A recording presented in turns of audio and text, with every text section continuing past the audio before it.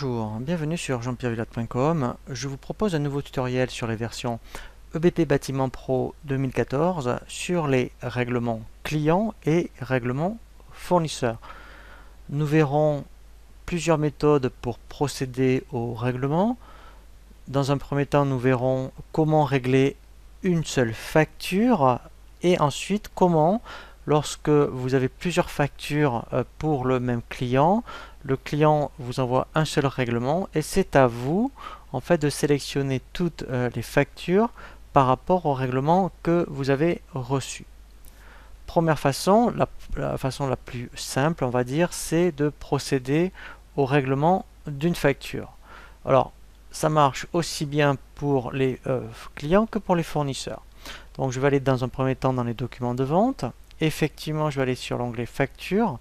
Et ici, par exemple, voilà, je vais prendre le cas où j'ai reçu le règlement du client. Donc, alors bien sûr, j'aurais pu ici sélectionner que le client, par exemple, Dupont.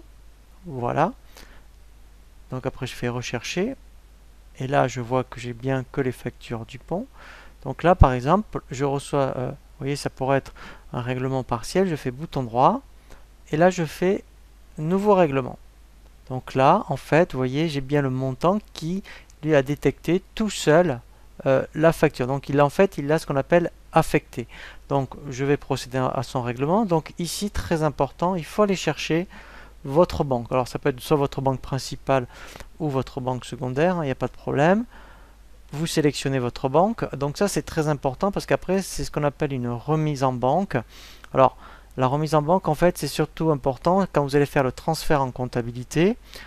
Eh bien, en fait, votre règlement de la GESCOM va bien passer sur EBP Compta ou un autre logiciel de comptabilité si vous avez transféré vos écritures. Donc là, ça me convient. Donc, vous voyez, comme il est en bleu, c'est bien affecté. Je fais valider. Voilà. Et là, en fait, il m'a bien procédé au règlement.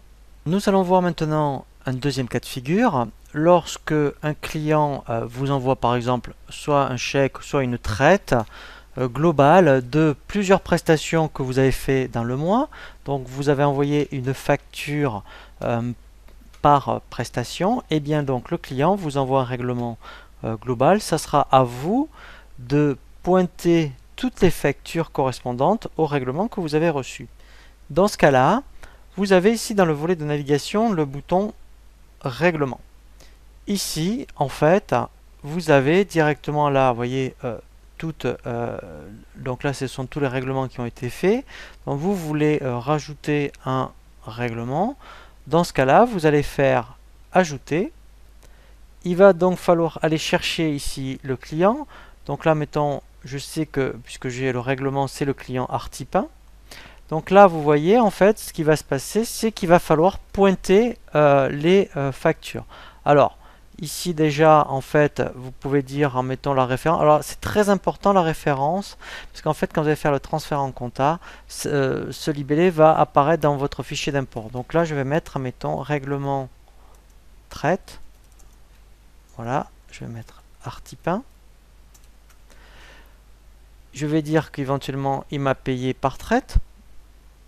Voilà. Et là, en fait, il va falloir mettre le montant. Alors, on va faire un cas simple. On va dire qu'ici, en fait, vous voyez, en bas, j'ai un total de 10 882,32. Donc, je vais mettre ce montant. Donc, on va considérer qu'il veut tout me solder. Voilà. Et en fait, vous voyez, maintenant, j'ai un petit bouton affecté. Donc, il va falloir, en fait, sélectionner directement. Voilà. Voyez, les factures qui correspondent à mon montant. Donc là, vous voyez, il me reste encore, vous voyez, pour l'instant, il me reste 1836 à affecter. Donc, je vais sélectionner les autres montants. Voilà. Je vais dire qu'il y a ma facture d'acompte. Et là, voilà, vous voyez, je vais tout affecter et vous voyez qu'en bas, vous voyez, reste affecté 0. Donc ça peut très bien vous arriver. un client qui vous règle l'ensemble des factures. Et vous voyez qu'au départ c'était par chèque et puis qu'en fait il peut très bien vous régler par traite. Et là en fait très important, il faut sélectionner la banque dans laquelle vous voulez intégrer ce règlement. C'est très important pour donc le transfert en comptabilité. Donc là je sélectionne ma banque, je fais valider. Donc là je vais bien avoir, voilà, vous voyez directement. Voilà, vous voyez ici, j'ai bien dans totalement affecté. Voilà. Voilà. Donc là, en fait, ça a bien été intégré. Après avoir vu les deux façons de régler les clients, avant de voir les règlements fournisseurs, nous allons voir ensuite une étape très importante pour les remises en banque. Alors, les remises en banque, c'est très intéressant lorsque effectivement vous voulez transférer sur EBP Compta ou un autre logiciel de comptabilité, effectivement tous vos règlements à la fois clients et fournisseurs, eh bien il va falloir procéder à des remises en banque.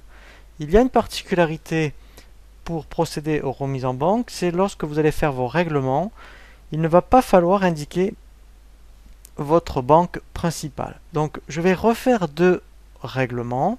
Donc je reviens ensuite dans ici règlement.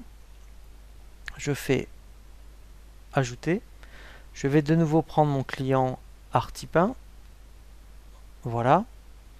Et par exemple, je vais donc régler celle-ci là de 5131,37. Donc là, je vais indiquer 5131,37. Donc dès que je vais faire tabulation, vous voyez, il me l'a bien sélectionné.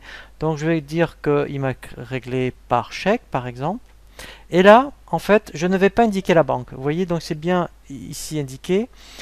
Si je veux faire une remise en banque, il ne faut pas de remise en banque.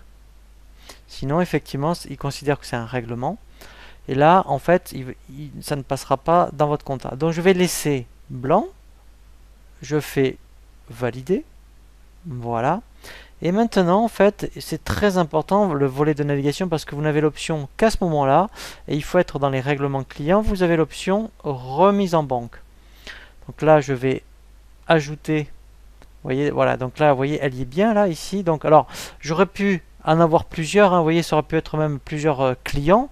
Là, c'est l'objectif, c'est de dire, eh bien, moi, je veux maintenant que ça passe dans mon compte 512.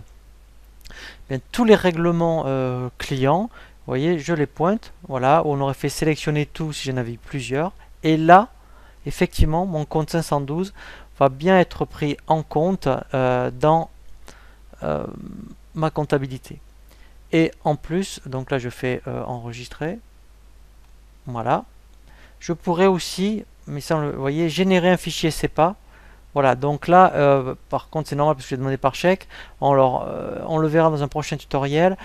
Pour tous les clients que vous avez indiqué virement, si vous avez bien indiqué les coordonnées bancaires dans la fiche client et vous, au niveau de votre banque, les coordonnées bancaires, eh bien, on peut générer des fichiers CEPA. Voilà, donc là, en fait, maintenant, il est bien pris en compte, vous voyez, dans mon 512. Voilà, et là en banque, maintenant, vous voyez, je l'ai bien. Donc ça, il faut le faire que si vous voulez que ce soit bien pris en compte, si vous faites surtout les transferts en comptabilité.